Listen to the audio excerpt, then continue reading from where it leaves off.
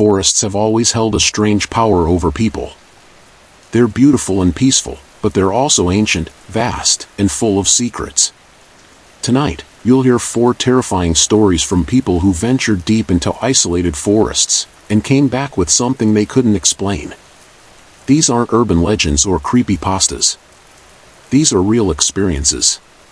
So turn off the lights, put on your headphones, and get ready for stories that will make you think twice before walking into the woods alone. Story 1. I went hunting alone in the Bitterroot Mountains.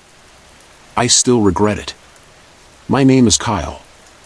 I'm 42 years old, and I've been hunting since I was a kid.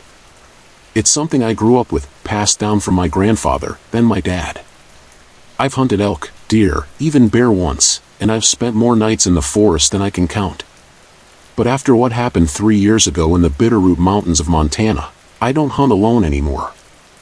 I had taken a week off from work in early October. That part of the season is usually perfect, cooler temperatures, fewer people out there, and more wildlife on the move. I drove out to a spot I knew well, about 4 hours outside of Missoula. It's remote, but not totally off the grid.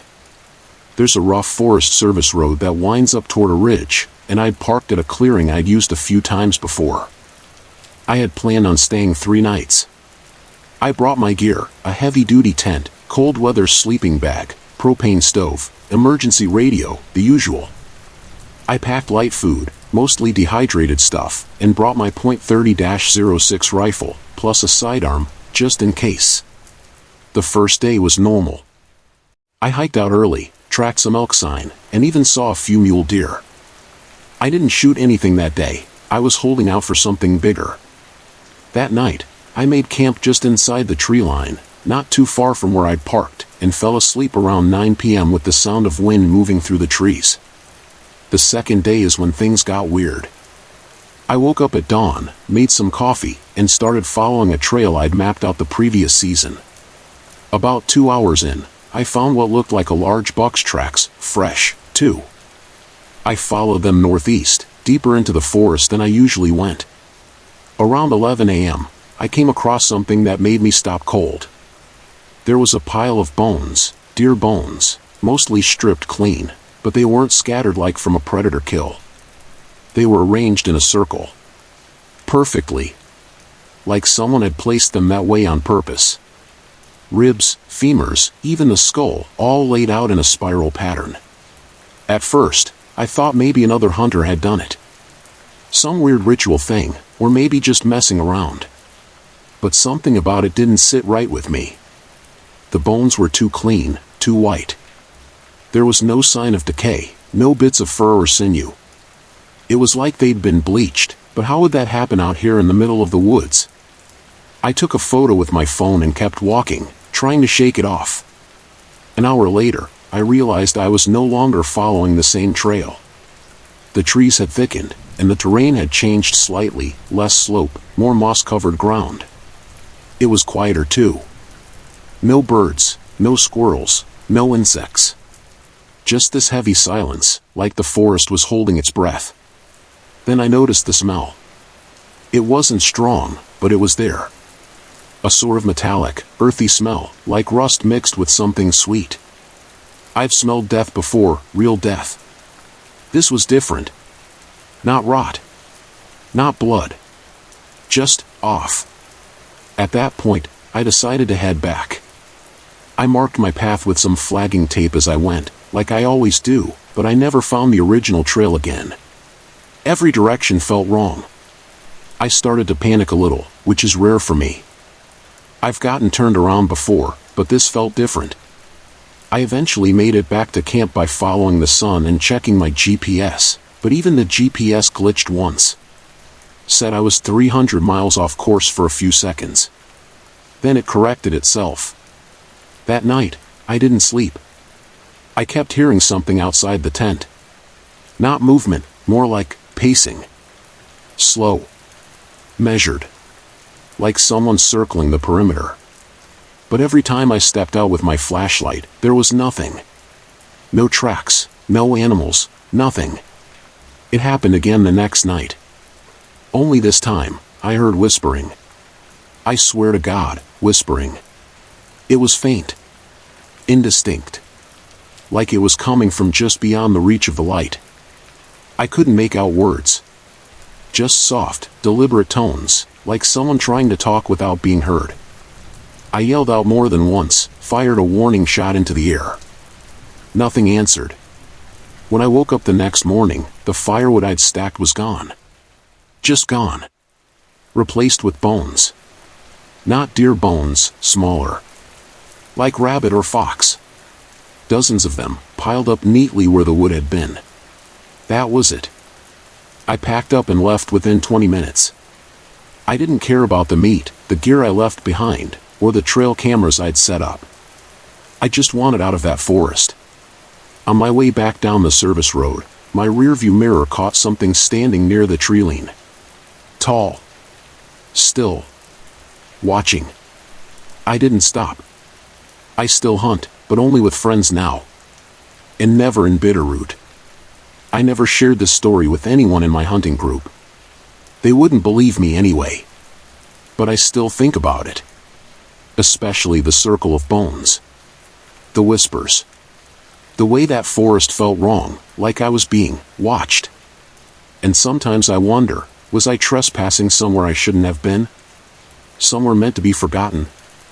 If that one didn't shake you, this next story goes even deeper into the woods. And what it reveals is beyond disturbing. Story 2. I went hunting alone in the Rockies. Something followed me back. My name is Cole. I'm 37 now, but this happened when I was 28. I've always been an outdoors guy. Grew up learning to hunt with my father and grandfather. By the time I was in my mid-20s, I was confident enough to go on multi-day hunting trips by myself. I preferred it that way. There's something incredibly peaceful about being deep in the woods alone. No distractions, no noise, just the wind, the trees, and your instincts. Back in October of that year, I drove up to a spot near the northern edge of the Rocky Mountains. I'm not going to say exactly where, but it's a place my dad used to take me when I was a kid.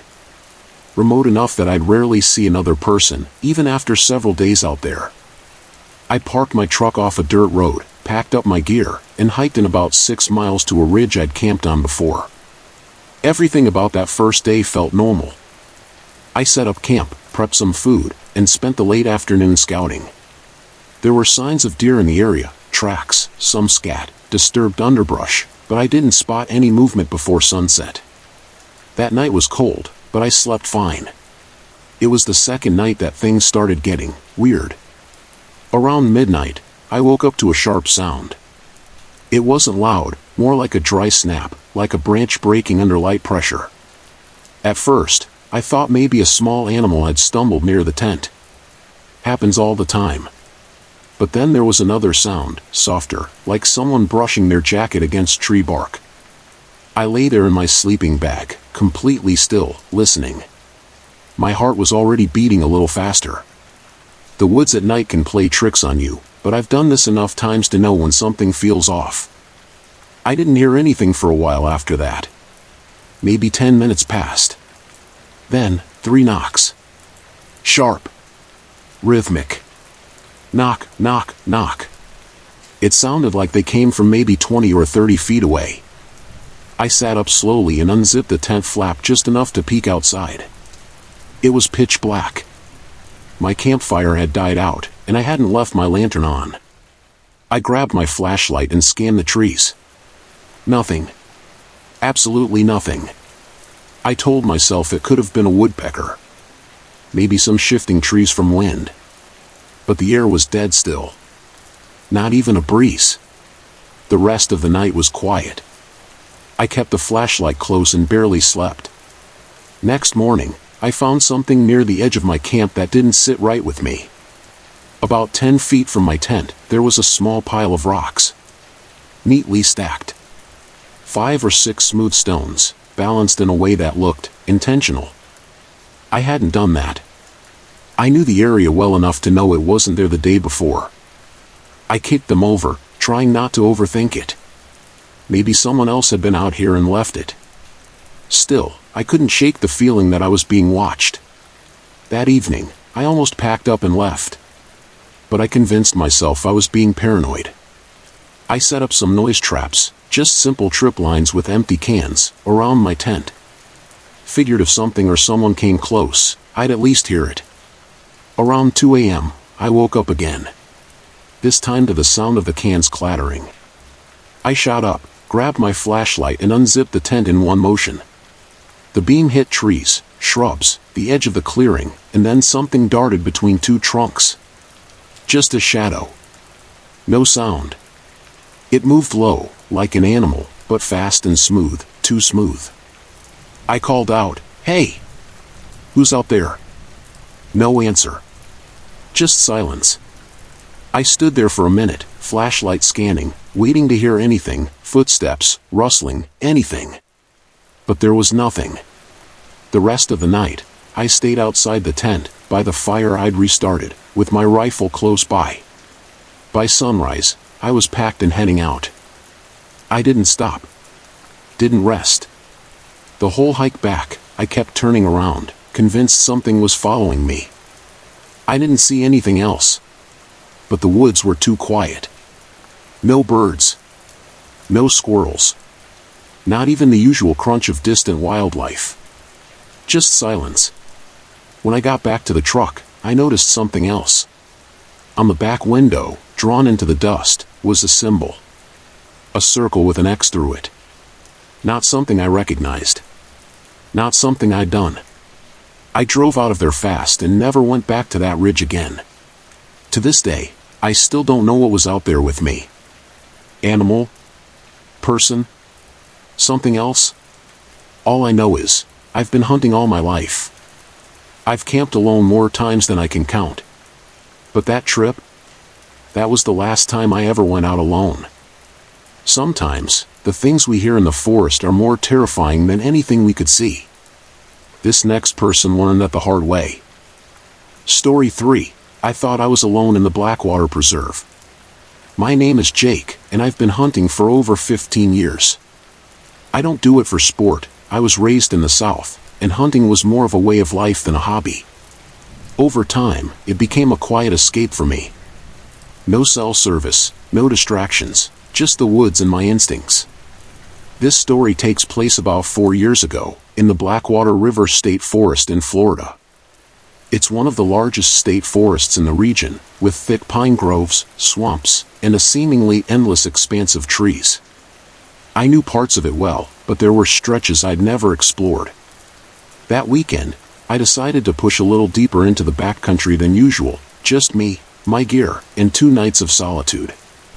The first day was calm. I set up camp near a dry ridge overlooking a stretch of lowland.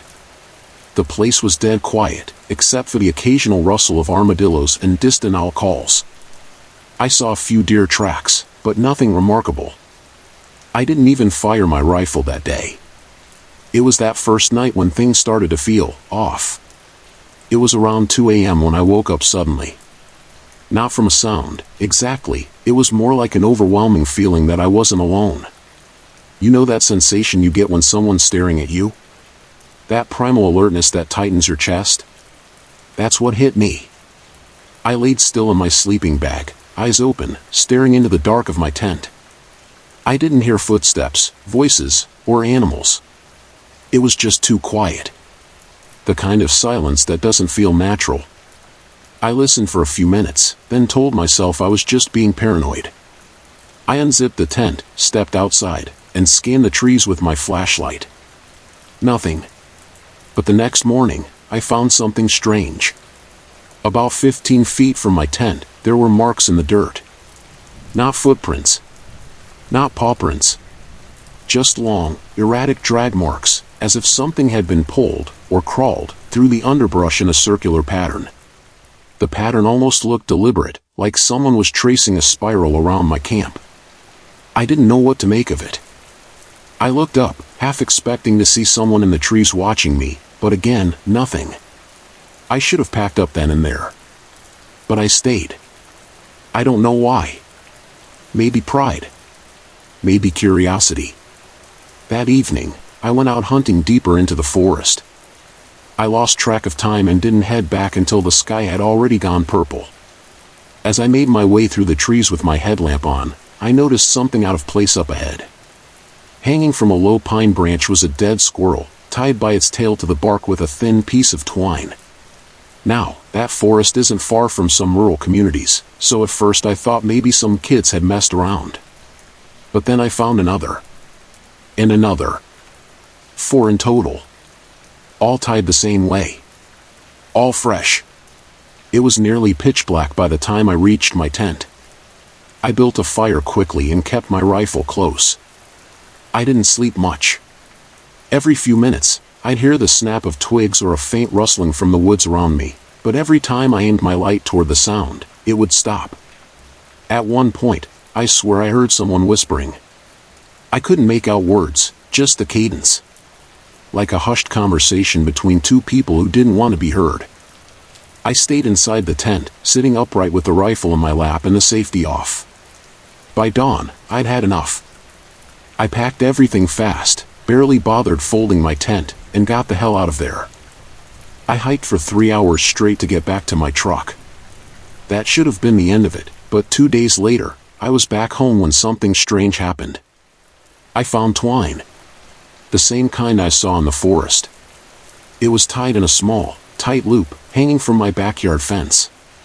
I live alone. My backyard is gated. I don't know who left it, or when. I haven't been hunting since. You'd think you're alone miles away from civilization, but the forest has eyes. And sometimes, they're watching you all night. Story 4, Chattahoochee National Forest. My name is Bryce, and I've been hunting since I was 16. I'm in my early 40s now, and over the years I've had my fair share of unsettling moments in the woods. But nothing prepared me for what happened 2 autumns ago in the Chattahoochee National Forest. I usually hunt with my brother or some close friends, but that year everyone's schedule was out of sync.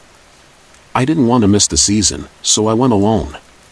I set up camp near a ridgeline deep in the forest, far enough from any main trail that I didn't expect to see another soul for days. That's exactly how I like it, quiet, isolated, with nothing but the woods and wildlife around me. The first couple of days went by without anything unusual.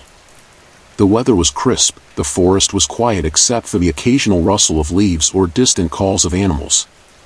I hiked deep into the thickets, tracking deer, and always returned to camp before dusk. Everything felt normal until the third night.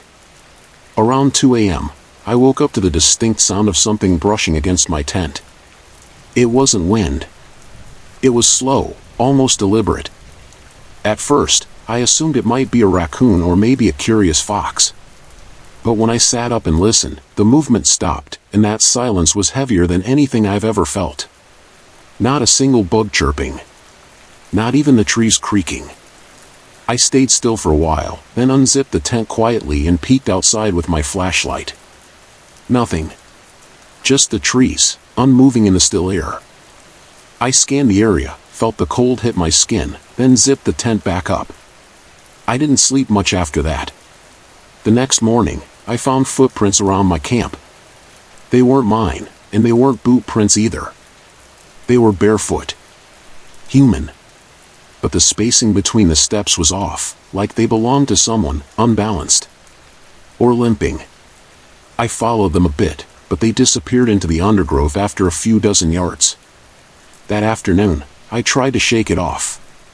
Told myself it could have been a prank, maybe someone camping nearby I hadn't seen. But deep down I knew no one was around. I would have heard them. Seen them. And who walks barefoot that far into a national forest? That night, it got worse. I had just climbed into my sleeping bag when I started hearing whispers. Very faint. Like someone mumbling just outside the tent. At first, I thought it might be wind playing tricks, but I swear, I could make out rhythm in it. Not words I recognized, just a low, murmuring chant, repeating every few seconds. I didn't move. I held my breath and listened. The whispers circled the tent, slowly. It sounded like 2 or 3 voices, moving in sync. I didn't have the courage to unzip the flap again. I just laid there, eyes wide open, frozen. Eventually, the whispering stopped. No footsteps. No leaves rustling. Just stopped. And the forest stayed silent the rest of the night. At sunrise, I packed up. I didn't even eat breakfast. I wanted out of there as fast as possible. But before I left, I noticed something in the dirt a few feet from where my tent had been, a handprint. Not a full one. Just the outline of 4 long fingers pressed into the soil like someone, or something, had been crouching there, watching. I haven't been back to Chattahoochee since. Each of these stories is a reminder that even in the most peaceful places on Earth, something darker may be lurking just beyond the trees. If you've had a strange or terrifying experience in the woods, leave it in the comments. And if you enjoy real horror stories, make sure to like the video and subscribe for more. Stay safe out there, and if you ever feel watched while camping, trust your instincts.